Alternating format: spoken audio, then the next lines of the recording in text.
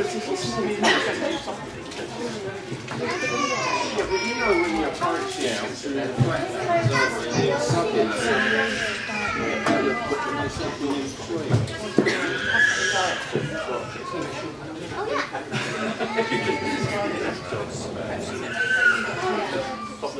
Good morning, everybody. Welcome to the Department of Earth Sciences. My name's Owen Green, and I work here in the Department of Earth Sciences along with our speaker, Pyle. And I've also got another hat on today, and I'm a member of the Royal Microscopical Society, and it is the Royal Microscopical Society that is sort of hosting this little event for you. So, without further ado, I'd like to introduce you to David Pyle, who is a professor of volcanology here in the department. Does a lot of really exciting research, which I'm sure he will make it so that all of us can understand exactly what he does today. And Dave, I'll pass over to you. Thanks very much. Thank you. And thank you all for coming. Actually, can we just dim the lights a little bit more?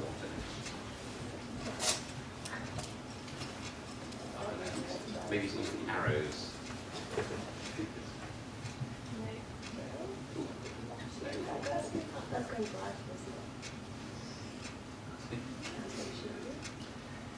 Yes, so my name's David Pyle, and I'm a volcanologist. And for those of you who are young enough in the audience, I saw my first volcano when I was 7 years old.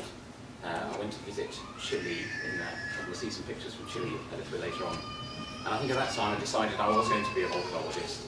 And now, some years later, I'm indeed a volcanologist. So today I'm going to tell you a little bit about volcanic eruptions. And this is an eruption on Mount Etna. Mount Etna is Europe's most active volcano. And as you can see, there's normally gas, steam, and volcanic ash coming out of the active craters near the summit of Mount Etna. So Mount Etna puts out about 1/10, 10% of all of the gas that comes out of volcanoes around the world. This is a satellite view of an eruption on Mount Etna, and you can see the trail of ash blowing away from the volcano and across the Mediterranean Sea. So Etna's a fantastic place to work. For the last 10 years, Etna's been very active. At the moment, in fact, it's so active that there's no access allowed to the summit of the volcano, but you can get spectacular views from the tourist sites on the side of the volcano. In fact, they're so used to volcanic eruptions on Mount Etna that we can see this is the eruption in 2002. There's an active vent here, just a little bit away from this is a ski resort. And in fact, as the lava is coming down the side of the volcano, they're using sort of heavy moving equipment to build earth dams to block or divert the flow of the lava away from the resort areas.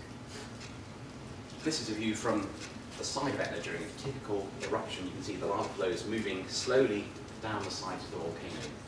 Typically on Etna, the lava flow will move between 5 and 7 kilometers away from the summit vent in the first 2 or 3 days of the eruption, and then to spend the next few days to weeks gradually spreading out to fill the space. So we're going to look at a few examples of volcanoes and the things that come out of volcanoes. And all the examples we're going to look at today are of volcanoes that are above sea level. I just want to say that so most of the volcanoes we're familiar with are actually on the edges of the Earth's tectonic plates, and many of them are actually coincidentally on the edges of the continents. So for example, around the Pacific, there are many volcanoes stretching from southern Chile through Central America, up around to Alaska, the edge of Russia, Japan, and then down to the Philippines and Indonesia. But there are also many volcanoes that are underwater. There's about 40,000 kilometers of mountain that stretches under the oceans, and most of the world's volcanism goes on underwater, but it's very difficult to detect it, and it's quite difficult to get there to see it, because you need a ship and then submarines. So we're going to look at volcanoes above water, but actually most volcanoes erupt underwater. One thing that many volcanoes put out is lava. Lava is just fluid, runny, molten rock, and it generally oozes down the side of the volcano. This is an eruption of Vesuvius in 1774, and again you can see typical sorts of activity you see is there's a steaming vent at the top, which is usually where the gases are able to escape out of the volcano, and in this case, out of the side of the vent, we've got flowing lava, and you can see it's quite a safe eruption, and there's lots of tourists coming to watch the eruption, and it looks like there are even people up here standing by the side of the eruption. This is typical eruption, so Vesuvius has stopped erupting for the moment, and might not erupt again for another 50 to 100 years. But with the eruptions of Etna, essentially you can do the same thing. As long as it's a safe eruption, the authorities will let you walk up to pretty much the edge of the lava flow. Now you probably know some of the words that are used to describe different sorts of lava. Tahoe lava, this is a Hawaiian term. This means the really sticky, runny, oozy material. These typically forms very thin flows to start with, but they can then fill up from inside, and Tahoe usually has this very smooth or gently ruffled outer surface. So it's just like, you know, the skin on a the skin that you get on sort of well, it's actually this material flows a bit like treacle, I suppose, and it's just got this outer skin on it. When the eruptions are more vigorous, when the lava is flowing out more rapidly, then you can get much thicker lava flows, and the lava called RR in this case.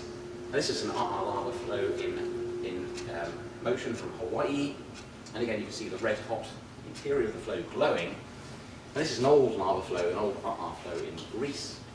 In this case you can see how big the blocks are. They're usually a few meters in size.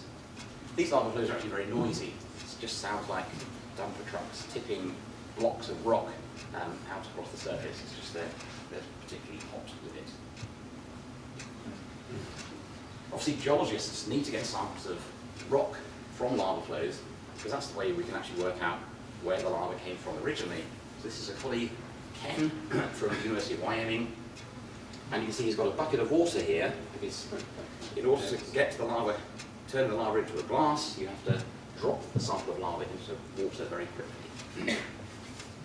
He tried really hard to get a sample out of this, but even though it's flowing very quickly and it actually looks quite fluid, the lava is actually incredibly strong, so it's very difficult to actually capture a sample. And in fact, you can see Ken spent so long trying to collect a sample, the top of his suit started to steam. The suit's not quite as good as the suit we've got outside, and we had to pull him off the lava flow at this stage before he got carried away. The other thing that almost all volcanic eruptions produce is ash. Ash is basically pulverized, ground up rock. And there are some samples of ash you can go and handle out in the foyer. Usually in explosive volcanic eruptions, the ash goes high up into the atmosphere. This is an eruption in the Philippines in the early 1990s.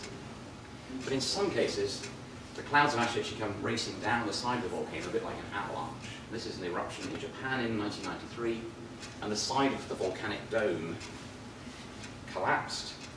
The hot rock fractured and fragmented, and then we've got an avalanche coming towards the photographer at probably about 50 kilometers per hour. It's typically the explosive parts of eruptions that do all the damage around volcanoes and then bury everything under volcanic ash. This is from the island of Montserrat in about 1998. So there was a nice villa here, and this was originally a stream bed, but the flows of dense hot ash came down the side of the volcano, destroyed the villa, and now everything was buried under this ash. Of course, in an environment like Montserrat, it's in the tropics, there's lots of rain, so much of this surface is now green again with vegetation.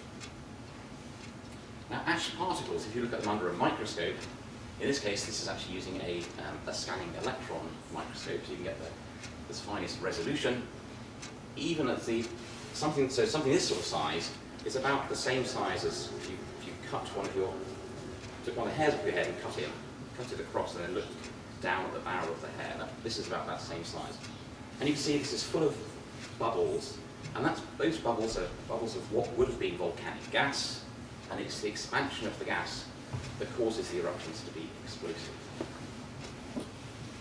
Volcanic ash is a terrible nuisance because the tiny particles can get carried hundreds or thousands of kilometers away from the volcano during an eruption. This is from the United States after an eruption of Mount St. Helens in 1980. So when it lands on the ground, it looks a bit like snow, but of course it doesn't melt, and you have to either sweep it away, brush it away, or wash it away before you get in order to get the area clear. We've got some samples outside of a volcanic eruption from Chile. This is a volcano called Chai-10, which erupted in 2008. This volcano was not known to be active, but of course in this part of Chile people have only lived